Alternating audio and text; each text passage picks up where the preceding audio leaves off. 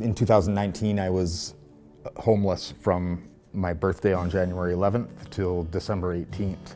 But I was still attending CAT meetings and stuff here where we're lobbying to get money for the housing. The Community Action Team is a group of community stakeholders and city councillors who come together to respond to the opioid poison drug supply crisis. I've lost some 30 or 40 friends to the opioid crisis.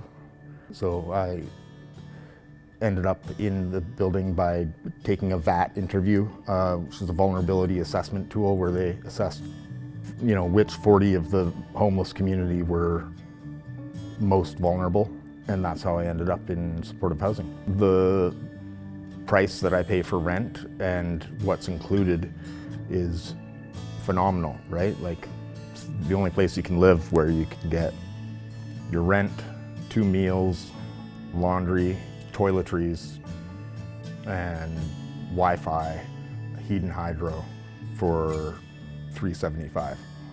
I mean, you can't really beat it with the way that the disparity of income is going in our society. If you can find a place for rent, it's gonna be $1,100 for a 1-bedroom. I look back on my time being homeless as really building a lot of character for me, but it was very hard. If you've ever stayed in a shelter, with the exception of the one here, which they let people keep their belongings there, the other shelters I've stayed in, you get there early to line up because you want your bed and have all your stuff there. Once you're in, you got to go to sleep.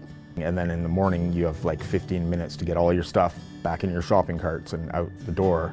It's like getting evicted from your home every day. I tried very hard to be a law-abiding citizen when I was homeless and not steal from people and things, so I supported myself largely by dumpster diving. The community, I understand that they can get pretty angry at the homeless community.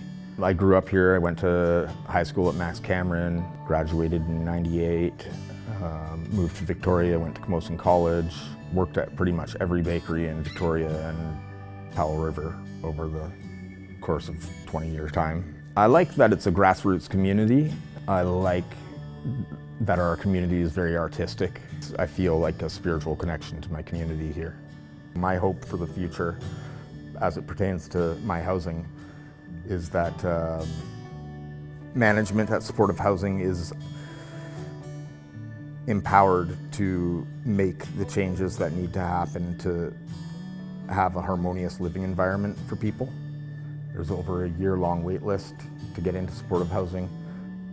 The challenges that we're looking at for housing are not easy to solve, and the answers that we've come up with aren't perfect, but at least we're trying.